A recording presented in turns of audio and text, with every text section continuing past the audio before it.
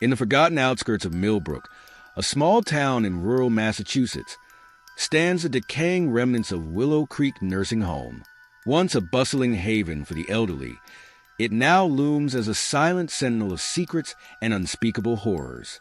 Urban explorers and thrill-seekers whisper tales of the paranormal activities that plague its crumbling halls. But few dare to venture inside to confirm the chilling rumors. Sarah Chun, an ambitious paranormal investigator with a growing YouTube channel, couldn't resist the allure of Willow Creek's dark history.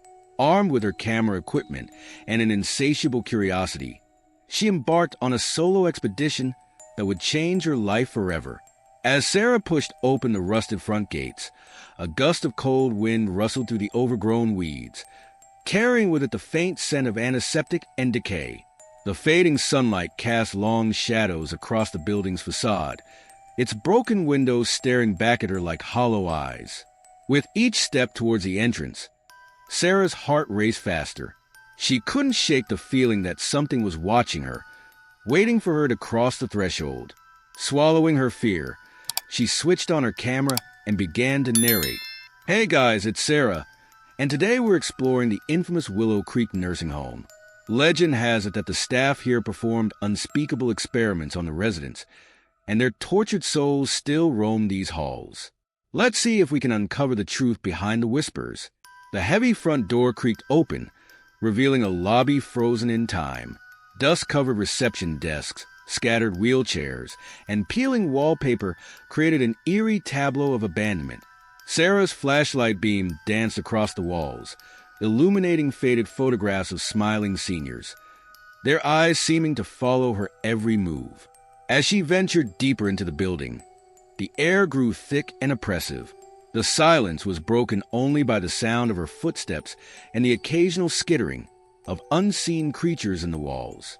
Sarah's camera picked up strange orbs of light floating in the darkness, sending shivers down her spine. Reaching the second floor, Sarah discovered a long corridor lined with patient rooms. Each doorway seemed to beckon her, promising untold secrets. In one room, she found a bed with restraints still attached, the sheets stained with what looked disturbingly like old blood. "Oh my God, guys," Sarah whispered into her camera, her voice trembling. "I think I found evidence of the rumored experiments. This is incredible and terrifying." As she panned her camera across the room, a soft whimper echoed from the corner. Sarah whirled around, her heart pounding in her chest. "Hello? Is someone there?" The only response was the settling of the old building and the quickening of her own breath. Suddenly, the temperature plummeted. Sarah's breath came out in visible puffs as goosebumps erupted across her skin. The lights on her equipment flickered and died, plunging her into darkness. Panic seized her as she fumbled for her backup flashlight. In the beam of light, Sarah caught a glimpse of a figure at the end of the hallway, an elderly woman in a tattered nightgown, her skin pale and translucent. The apparition's mouth opened in a silent scream before she vanished into thin air. Sarah's scream echoed through the empty corridors as she bolted for the stairs. But as she reached the landing, invisible hands grabbed at her ankles, causing her to tumble down the steps. Dazed and bruised, she scrambled to her feet, only to find herself surrounded by a crowd of spectral figures, former residents of Willow Creek, their faces contorted in agony and rage. A disembodied voice whispered in her ear, "You shouldn't have come here, child. Now you must stay forever." Sarah's frantic escape from Willow Creek Nursing Home was captured in fragments on her recovered camera footage. The video, which ended abruptly with her blood-curdling scream, went viral overnight. Search parties scoured the abandoned building, but found no trace of the young investigator. To this day, visitors to Willow Creek report hearing Sarah's voice echoing through the halls, warning others to stay away. Some claim to have seen her ghostly figure in the windows, trapped forever with the other lost souls of the nursing home. The mystery of Willow Creek Nursing Home and the disappearance of Sarah Chun continue to haunt the town of Millbrook. Urban explorers and paranormal enthusiasts are drawn to the site, eager to uncover its secrets. But those who venture too close often find themselves fleeing in terror, haunted by the whispers that follow them long after they've left the grounds. As the legend grows, so too does the power of the entities that dwell within Willow Creek's walls. Each curious visitor feeds their strength, ensuring that the cycle of fear and entrapment continues for generations to come. The abandoned nursing home stands as a chilling reminder that some places are better left unexplored, and some secrets are meant to stay buried. For in the whispers of Willow Creek, there lies a warning. Enter at your own risk, for you may never leave. But the story of Willow Creek doesn't end with Sarah's disappearance.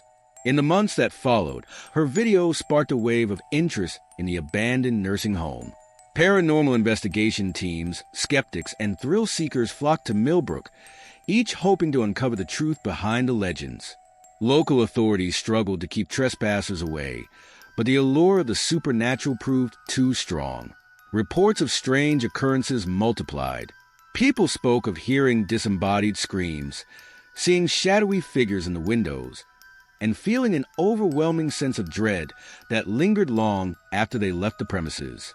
One particularly brave or foolish group of investigators managed to spend a full night inside Willow Creek. Their footage, recovered from a camera found abandoned in the building, showed glimpses of terrifying phenomena. Doors slamming shut on their own, objects moving without being touched, and brief apparitions of elderly patients wandering the halls. The most chilling moment came near dawn when the camera captured a figure that looked eerily like Sarah Chun, her eyes hollow and her skin pale, beckoning to the investigators from the end of a darkened corridor. The footage cut out abruptly, and the team was never seen again. As the disappearances mounted, local historians began digging into Willow Creek's past, uncovering a history far darker than anyone had imagined.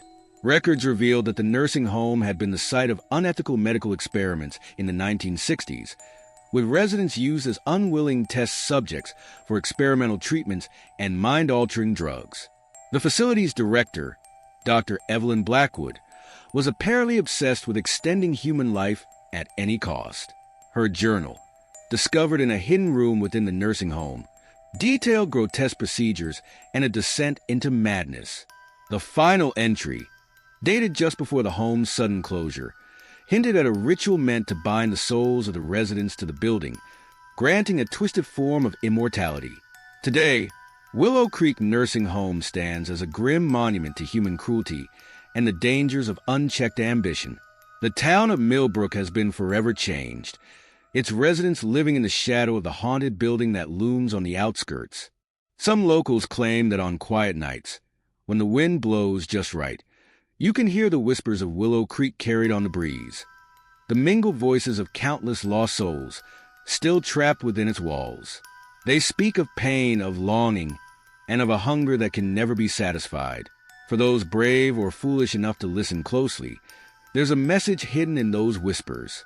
A warning, perhaps, or an invitation. But those who heed the call of Willow Creek Nursing Home may find themselves joining the ranks of the lost, their own whispers added to the chorus of the damned for all eternity. The legend of Willow Creek serves as a stark reminder that some boundaries are not meant to be crossed, and some mysteries are better left unsolved. In the end, the true horror may not lie in the supernatural events within the abandoned nursing home, but in the very human capacity for cruelty and the lasting scars it leaves on the world.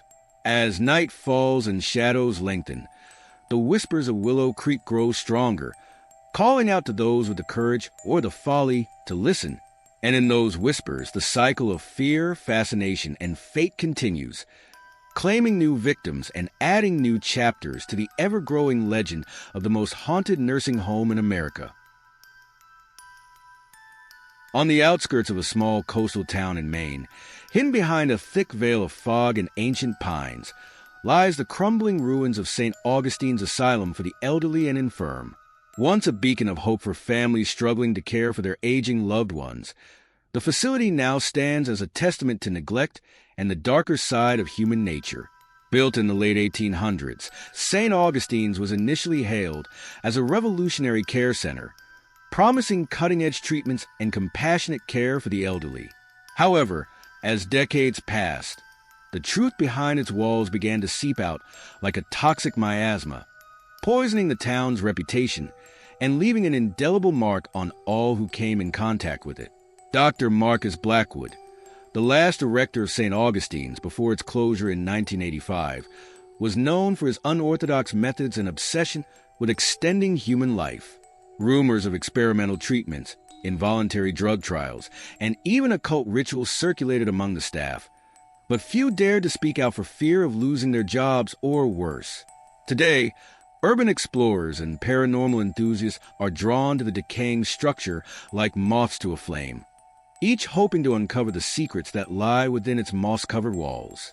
But those who venture inside often find more than they bargained for, as the echoes of past torments still resonate through the abandoned corridors. Emma Sinclair, a freelance journalist with a penchant for the macabre, had always been fascinated by the stories surrounding St. Augustine's. Armed with her trusty camera and a determination to uncover the truth, she set out to document the asylum's ruins and perhaps find evidence of the alleged atrocities committed there. As Emma approached the imposing iron gates, a chill ran down her spine despite the warm summer air. The very atmosphere seemed to shift, becoming heavier and more oppressive with each step. The gates creaked open at her touch, as if inviting her into their deadly embrace. The front courtyard was a tangle of overgrown vegetation, nature reclaiming what man had abandoned. Broken wheelchairs and rusted medical equipment littered the grounds, silent witnesses to years of neglect. Emma's camera clicked rapidly, capturing the eerie scene as she made her way towards the main entrance. Inside, the air was thick with dust and the lingering scent of decay. Emma's flashlight beam cut through the gloom, revealing peeling wallpaper and debris-strewn floors. As she ventured deeper into the asylum, the sounds of the outside world faded away, replaced by an unnatural silence broken only by the occasional skittering of unseen creatures. The first floor seemed relatively mundane, a reception area, administrative offices, and a large dining hall. But as Emma ascended to the second floor, the atmosphere changed dramatically. The air grew colder, and she could have sworn she heard distant whispers echoing through the empty corridors. Room after room told stories of suffering and despair. Beds with frayed restraints, walls covered in desperate scratches, and personal belongings left behind in the hurried evacuation all painted a grim picture of life in St. Augustine's final days. In one room, Emma discovered a hidden compartment behind a loose wall panel. Inside was a journal, its pages yellowed with age, belonging to a nurse named Sarah Thompson. As Emma began to read, her blood ran cold. May 15th, 1984, I can't take it anymore. The screams from the forgotten ward keep me awake at night. Dr. Blackwood insists his treatments are for the greater good, but I've seen the results. Those poor souls, they're not prolonging life, they're prolonging suffering. God forgive us all. Intrigued and horrified, Emma pressed on, determined to find this forgotten ward. Her search led her to a heavy steel door at the end of a long corridor, its surface marred by deep scratch marks. With trembling hands, she pushed it open, revealing a staircase descending into darkness. The basement level of St. Augustine's was a labyrinth of narrow hallways and locked doors. Emma's flashlight flickered as she navigated the maze, the air growing thicker and more oppressive with each step. Finally, she came upon a set of double doors with faded letters spelling out Special Treatment Ward. As she pushed the doors open, Emma's world tilted on its axis. The room beyond was a scene straight out of a nightmare. Arcane symbols were etched into the floors and walls, surrounding what appeared to be an altar at the center of the room. Rusty medical equipment, much of it unrecognizable, lined the walls. But it was a far wall that drew Emma's attention and turned her blood to ice. Rows upon rows of small, door-like compartments covered the surface, each bearing a name and date. With mounting horror, Emma realized she was looking at a massive columbarium, a final resting place for the ashes of the dead. As she approached, a cold wind swept through the room, extinguishing her flashlight. In the pitch darkness, Emma heard the unmistakable sound of the compartments creaking open one by one. A chorus of whispers filled the air, growing louder with each passing second. Help us. Set us free. Join us. Panic seized Emma as she fumbled for her flashlight, her hands shaking uncontrollably. When she finally managed to switch it on, she found herself surrounded by a sea of translucent figures, the tortured souls of St. Augustine's victims, their faces contorted in eternal anguish. Emma's scream echoed through the empty halls of the asylum as she ran, her camera forgotten, her only thought to escape the horrors she had uncovered. But with each turn, she found her path blocked by more spectral figures, all reaching out with gnarled hands, pleading for release. In her frantic flight, Emma lost all sense of direction. Corridors seemed to shift and change, leading her deeper into the bowels of the building. The whispers grew louder, more insistent, drowning out the sound of her own ragged breathing.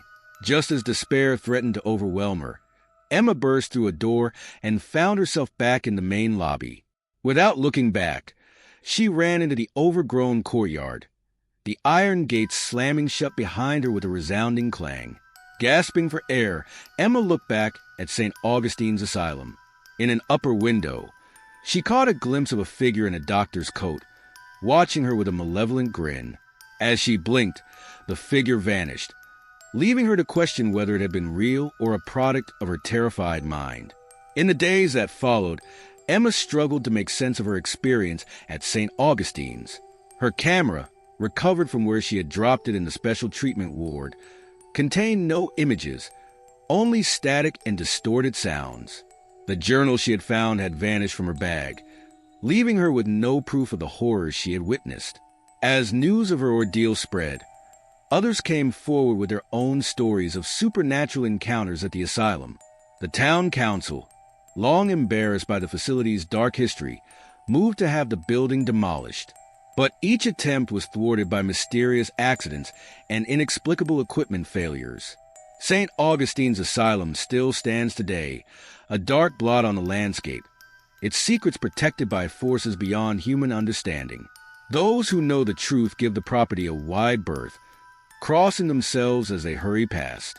And on quiet nights, when the fog rolls in from the sea, some say they can hear the faint whispers carried on the wind, the voices of the forgotten, still trapped within the asylum's cursed walls, waiting for someone to finally set them free. For Emma Sinclair, the nightmare of St. Augustine's never truly ended. She finds herself drawn back to the asylum time and again, compelled by an unseen force to uncover its mysteries. Each visit brings new horrors and new questions, as the line between the living and the dead continues to blur in the shadows of the forgotten ward. Nestled in the rolling hills of rural Vermont, the abandoned Evergreen Grove retirement community stands as a decaying monument to forgotten lives and buried secrets.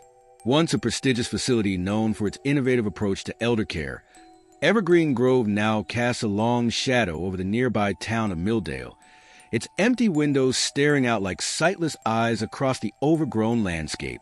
Dr. Amelia Hartley, a renowned psychologist specializing in geriatric care, had always been drawn to the mysteries surrounding Evergreen Grove. The facility's sudden closure in 1997 had spawned countless rumors and theories, but the truth remained elusive.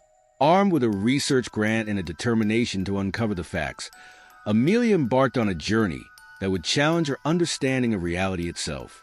As Amelia's car crunched up the gravel driveway, the imposing facade of Evergreen Grove loomed before her. The once manicured grounds were now a tangle of weeds and wildflowers, nature reclaiming what man had abandoned. The air itself seemed to thicken as she approached, carrying the musty scent of decay and something else, something she couldn't quite identify. The front doors creaked open with surprising ease, as if welcoming her into their embrace. Amelia stepped into the dimly lit lobby, her footsteps echoing in the cavernous space. Dust motes danced in the shafts of sunlight that penetrated the grime-covered windows, creating an almost ethereal atmosphere. As Amelia began her exploration, she couldn't shake the feeling that she was being watched. Every corner seemed to hold a shadow that moved just out of sight. Every rustle of wine through the building sounded like a whispered conversation. But it was the mirrors that truly unsettled her. Evergreen Grove was filled with mirrors of all shapes and sizes. They lined the hallways, adorned the residents' rooms, and even covered entire walls in some areas. Dr. Hartley recalled reading about the facility's unique approach to combating dementia. The mirrors were meant to help residents recognize themselves and maintain a sense of identity. But now, in the oppressive silence of abandonment, they seemed more sinister. In one of the communal areas, Amelia found a logbook detailing the daily activities of the residents. As she flipped through the pages, a pattern began to emerge. Entries spoke of residents becoming increasingly agitated around the mirrors, claiming to see others staring back at them. Staff notes dismissed these incidents as hallucinations brought on by dementia, but Amelia's instincts told her there was more to the story. As she delved deeper into the facility, the air grew colder and the silence more oppressive. In a locked office, Amelia discovered a hidden compartment containing the personal journal of Dr. Edwin Blackwood, Evergreen Grove's last director. The entries began as standard administrative notes, but quickly devolved into frantic, almost manic ramblings about breakthrough and the other side. One passage made Amelia's blood run cold. The mirrors are not mere reflections. They are windows to somewhere else, somewhere beyond. The residents see it. They know. Their minds, loosened by age and disease, are more open to the truth. We are so close to breaking through. Just a little more time, a little more incentive. As Amelia read on, her horror grew. Dr. Blackwood's experiments had gone far beyond ethical boundaries. He believed that the liminal state between life and death, often experienced by those with severe dementia, could be exploited to make contact with another plane of existence. The mirrors, infused with esoteric elements, were meant to serve as conduits. A noise from the hallway startled Amelia from her reading. She peered out to see a figure shuffling away from her, disappearing around a corner. "Hello," she called out, her voice shaking. "Is someone there?" Only silence answered. Heart pounding, Amelia decided it was time to leave. But as she made her way back through the winding corridors, she realized with growing dread that she was lost. The layout of the building seemed to have changed, corridors stretching endlessly, doors leading to impossible places. And the mirrors were everywhere now. Each reflective surface showed Amelia a version of herself, but subtly wrong. A cruel twist of the lips here, a malevolent glint in the eyes there. As she passed, the reflection seemed to move independently, watching her, reaching out. In her panic, Amelia stumbled into a large, circular room she hadn't noticed before. The walls were entirely covered in mirrors, creating an infinite regression of reflections. In the center stood a single chair, facing a full-length mirror. As if in a trance, Amelia approached the chair. The glass before her rippled like water, and she saw something. Shapes moving in the darkness beyond, beckoning. A whisper echoed in her mind. "Join us. See the truth." With trembling hands, Amelia reached out to touch the mirror's surface. It gave way like silk, cool against her skin. For a moment, she felt the overwhelming urge to step through, to embrace the unknown that waited on the other side. A sharp crack broke the spell. The mirror before her shattered, along with every other reflective surface in the room. Amelia found herself kneeling on the floor, surrounded by broken glass, her own wide-eyed reflection staring back at her from 1,000 fragments. Somehow, she made her way out of Evergreen Grove, her mind reeling from what she had experienced. As she drove away, she caught a glimpse of movement in her rear-view mirror, a figure standing at an upstairs window of the facility, watching her leave. But when she looked back, the window was empty. In the weeks that followed, Amelia struggled to make sense of her experience at Evergreen Grove. Her research notes were filled with inconsistencies and gaps, as if parts of her memory had been erased. She found herself avoiding mirrors, unsettled by her own reflection. Attempts to follow up on Dr. Blackwood's experiments led to dead ends. Records had been destroyed, and those who had worked at the facility were either deceased or claimed to have no memory of the events described in the journal. As Amelia's obsession grew, her colleagues became concerned. Her behavior became erratic, her theories more outlandish. She spoke of parallel realities, of consciousness existing beyond the physical form, of the thin veil between worlds growing thinner with each passing day. Eventually, Amelia's research grant was revoked, and she was encouraged to take a leave of absence. But she couldn't let go of the mysteries of Evergreen Grove. In her home, she covered every reflective surface, convinced that something was watching her from the other side. One morning, Amelia's neighbors reported hearing a commotion from her house. When the police arrived, they found the home empty, every mirror shattered. Of Dr. Amelia Hartley herself, there was no trace, only a final journal entry scrawled in shaking handwriting. I understand now. The mirrors don't show us our reflections. They show us what we could be in another world, another life.